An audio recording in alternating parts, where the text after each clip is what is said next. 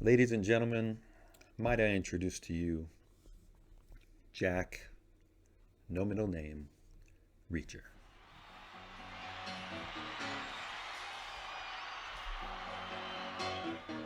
Just take those old records off the shelf.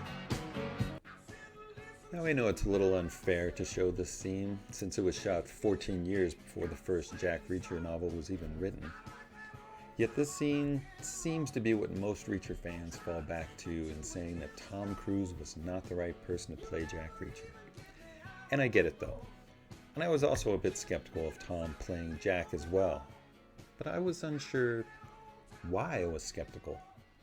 In fact, Tom has played many roles where he has been the hero. He's been funny. He's been brave. He's been innovative. And he's even been brutal at times. Now, how can you say that the guy who did this cannot play Jack Reacher? Well, maybe we see a little bit more of that risky business still in Tom to this day. The good news is, Tom Cruise grew up. The bad news is, Tom didn't grow up. Now, I'm a big Reacher fan. I still have 4 books left to read, and I've not read them because I'm afraid to. I don't want my life ever to become one that I don't have a Jack Reacher novel to turn to and I don't know what happens. Now, someday I'll be brave enough to tackle the last 4, but just not right now. Now, I love the movies and the Amazon series. Alan Ritchson seriously looks like Reacher, as described in the books.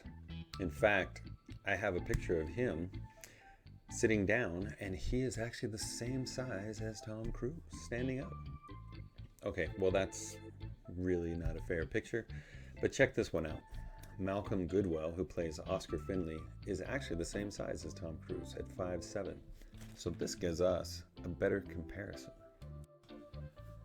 Now, I do have a few issues with the Amazon series, but not with Alan Ritchson. Every production company, casting director, and cinematographer can run into the same problem as they try to put a beloved character from a book onto the screen. As we read, we get to picture the hero in our own way. As they put them on the screen, the vision of the studio may actually look different than what we have pictured in our own head. This can also happen in comic books. Like take The Flash, for example. Loved The Flash as a kid, loved him as a comic book, but you put him in real life, and in real clothes, it just doesn't look as good no matter how hard you try. Now, some characters like Batman or Superman or the recent Wonder Woman just translate to the screen really well. But my favorite comic of all time did not translate well to the silver screen. I loved him as a comic, though. I didn't even care that his mask came down over the tip of his nose. That's not a big deal. It's a comic. But when you see it in real life, it just doesn't look that great. The poster was cool, but that's because it was comic book-like. Real life, not so good. As you bring Jack Reacher from the books to the screen, Alan Ritchson has the perfect look. He looks like the natural brute that is just naturally huge, and we just have to say that's completely unfair. It's not my fault being the biggest and the strongest. I don't even exercise. Now remember this picture, because we are going to come back to it. But as you look at Jack as the big brute, there are some issues that I have with the books that actually followed into the Amazon series. And I will call this issue Jack and the Stupid Bad Guys. Now, I have some friends that are the same size as Jack as described in the novel.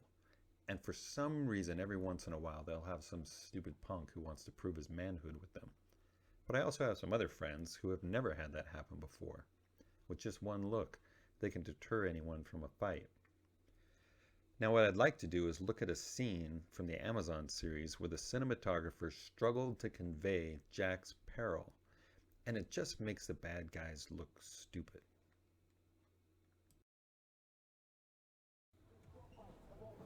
There she is.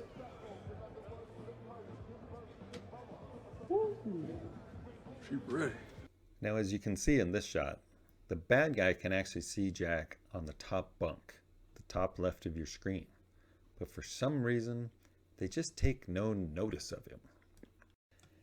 As Jack jumps down and he looks at our villain actually has the gall to look back at his friends and laugh.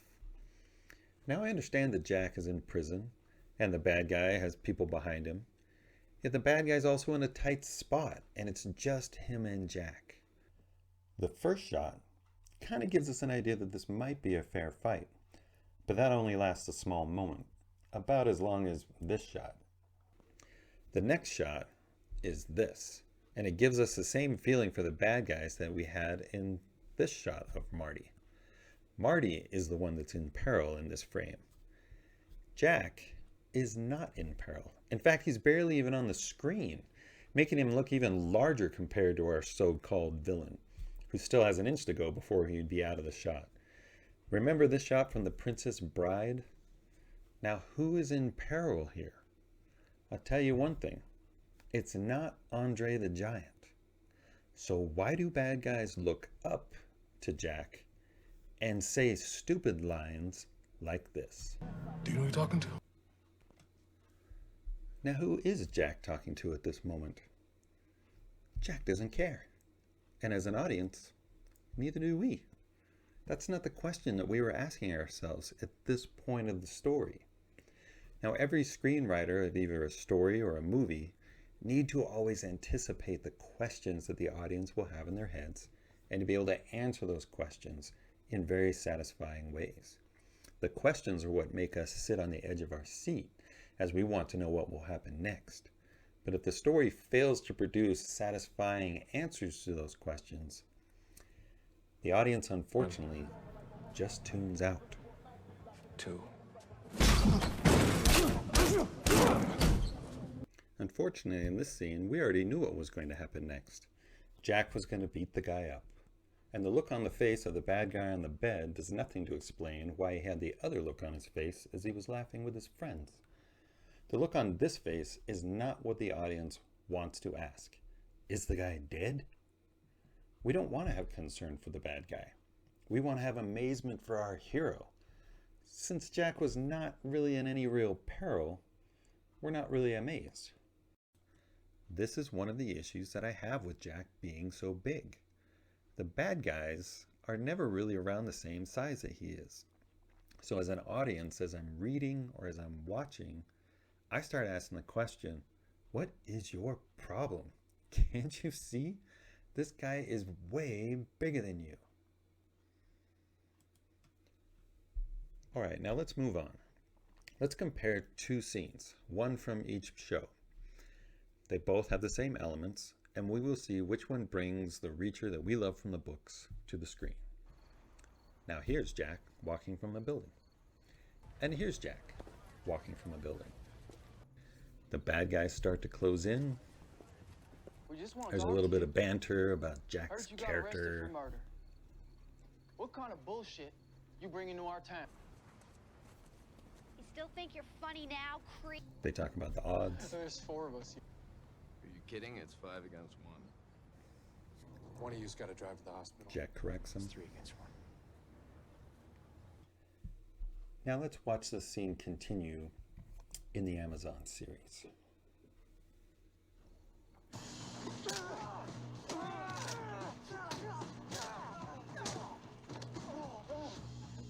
I know where the hospital is. Now look at the face of this poor guy. He is appealing to Jack for mercy and wants to get away very quickly. I know this is an opportunity for the director to go for some humor, but what it really does is it makes me sympathetic to the bad guy. And that's not really what we want. Now let's watch this scene from Tom Cruise's Jack Reacher movie. It's your last chance to walk away. Are you kidding? It's 5 against 1. It's 3 against 1. How do you figure? Once I take out the leader, which is you, I'll have to contend with 1 or 2 enthusiastic wingmen. Last 2 guys, they always run. In this scene, it is Jack that's offering mercy, not the bad guys appealing for it. Jack gives him a chance, and he will only be as brutal as he needs to be. That is how skilled he is. Now, as we continue, watch how Jack never answers a question directly to someone he believes to be inferior. He only gives the information they need to know. Yet watch how he still gives them one more warning, one more plea to show mercy. Well, you done this before? It's getting late. Remember, you wanted this. Now see this shot? As an audience, it gives us the same idea of who's in peril as maybe this shot. But this also doesn't end up the way that we think it might. All right, punk. Now I'm gonna... Whoa, Biff. What's that? Now look at the faces of George and Lorraine. They are asking the same question that the audience is asking. What just happened? How did Marty do that? And who would be brave enough to stand up to Biff? Now, who is in peril in this scene? It's actually the bad guys, because we know Jack. We know his history. We know what he is capable of. Yet the bad guys don't know. So we know why they're being stupid. Yet they don't think they are stupid, because they're actually bigger than him. Now watch the faces of the supporting cast as Jack goes into action. I'll actually slow it down for you so you don't get lost in it. Ask yourself, what question is going through their minds?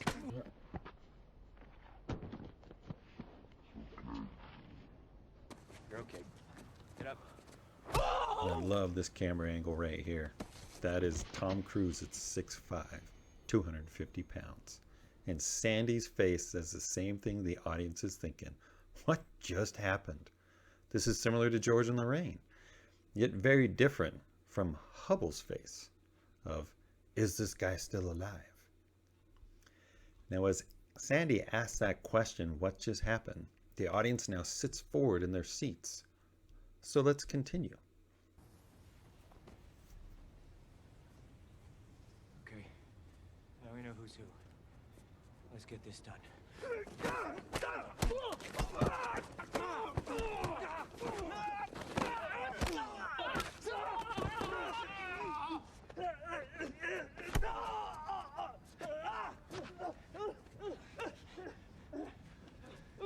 Really? See here how Jack again is looking to give mercy? He wants the two to run away. And when they don't, he's confused. As the audience, we are as well. Then Jack is brutal, but only when he needed to be. When these two forced him to be. And they run. Now we're not done with these scenes, because in both of them, Jack makes a deduction about what this fight is really about. Yet the Amazon series has it more of an exposition rather than a deduction. There's 2 Sixers worth of empties around your car. You've been waiting a while. And since this isn't the most exciting spot in town, I gotta assume you've been waiting for me. Let me guess. Rich guy in a fancy pickup put a 50 in each of your pockets to take care of me? Now I had the same look on my face as this guy does. I already knew that, Jack. Why are you telling us? This is a really easy deduction. However, Tom's deduction adds mystery to the plot. On the ground! That's a pretty impressive response time, fellas. Do it! See, he knows now that this was a setup, and he positions himself on the ground where he can ask this question. Who hired you? Mystery is now brought into the story, just the same way that it does in the novels. Now, if I were able to rewrite the scene for the Amazon series, I would write it like this.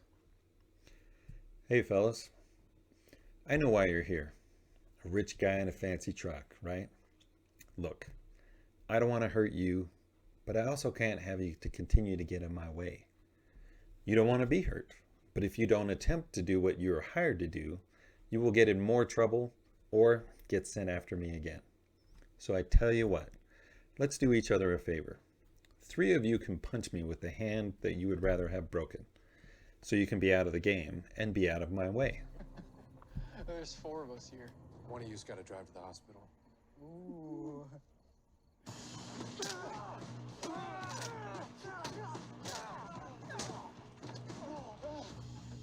I know where the hospital is. Now look at this guy's face. Yes, he's surprised, but he could also be grateful. Thank you, sir, for only breaking their hands, like you said. I know where the hospital is. I'll take it from here. You have yourself a good night. See, this would be a chance for Jack appealing for mercy, giving him a chance to run, giving him a chance to be out of it, but also knowing they probably have to do what they're supposed to do because they could probably get in more trouble. This would actually endear us more to Jack because, yes, he's being brutal, but it's only because he has to. Now, we're not done with this scene. We get a question from Roscoe about Jack's character that we don't want an audience to ask. What the hell just rolled into Margaret? You see, this is a question about his character from his brutality. This is not what Jack's mom had in mind when she asked Jack her specific question about his character that has a specific answer. And Richard, you have the strength of 3 men. What will you do with all that strength? I'm just going to break the hands of 3 drunk kids. Now, this is not the answer that Jack really gives, yet this brutal scene can go against his real answer. I'm going to do the right thing, Mom. I know you will. The strength of 3 men, yet breaking the hands of 3 drunk kids. Those two don't match. If Jack would have pled for mercy for the bad guys and then broken their hands, we would have just said, guys, he warned you. You should have listened. And when Roscoe asked her question about his character, we as an audience say to ourselves, don't you worry, honey. Jack did all he could. He's a good man, and he is someone with great power, but also great restraint.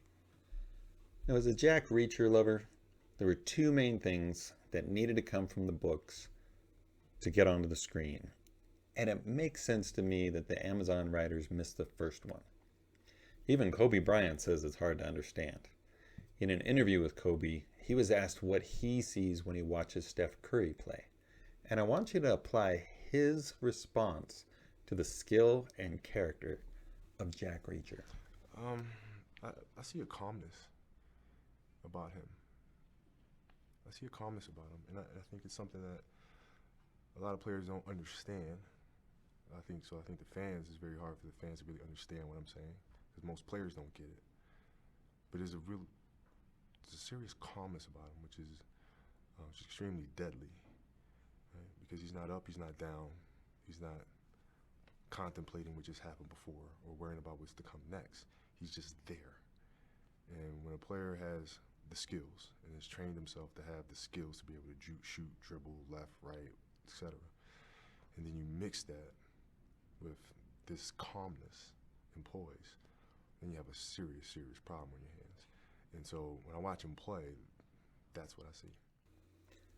Now watch this next scene with Kobe's answer in mind. This is the very end of the very high adrenaline car chase with the bad guys, the police, and the helicopter. How does Jack get out of it? His calmness.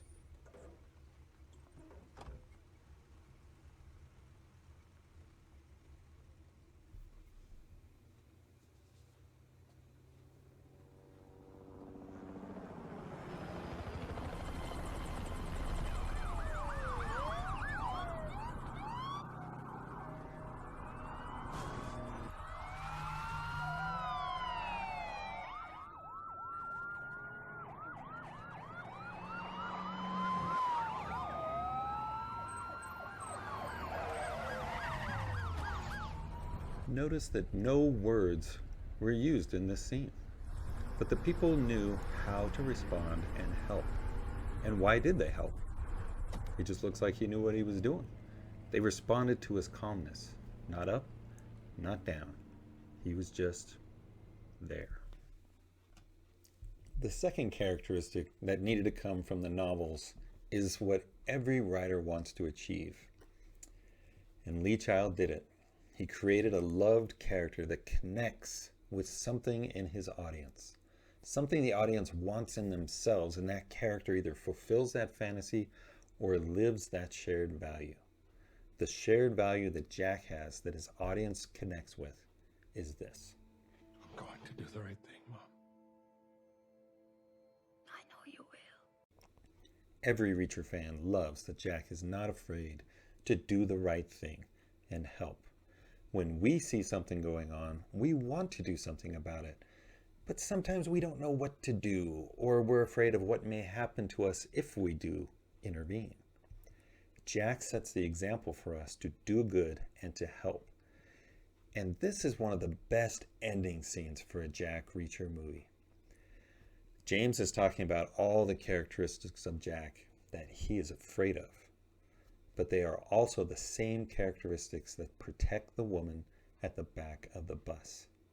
It does both. It is deadly and it is helpful. He's the kind of cop. At least he used to be. He doesn't care about the law. He doesn't care about proof. He only cares about what's right. I pause here so that you can look at the faces of each person on the bus. Every person knows what's going on and would like to help. The people on the bus are like us as we read a Lee Child novel. I will even slow it down so you can see all of their faces. We see something happen and we want to intervene. They don't know what to do or are afraid of what may happen to them if they take action. We can be the same and we identify with them. Then we get to Jack, our hero, and the promise that really doesn't come from Jack, Jack, but it comes from his mom. If I ever got in trouble again, he'd be there. The best final scene is an empty bus seat because Jack is helping. Now, I firmly believe that there is a lot of good that has been done in this world because good people read a Jack Reacher novel and followed his example. In this series of good, better, best, I want to say I didn't dislike the Amazon series. There are great advantages of having 8 episodes to tell a whole novel, and I think it was good. I just think Tom Cruise did it better. I do want a season 2 of Alan Ritchson, and I want smarter bad guys, pleas for mercy from Reacher, the calmness that is deadly, and when we finish watching season 2, we are all inspired to be our best and to go out and do good. Thank you, Lee Child, for giving us a character that we want to be like, who emulates our values, and we can walk in his example. Thanks for listening. You know what to do.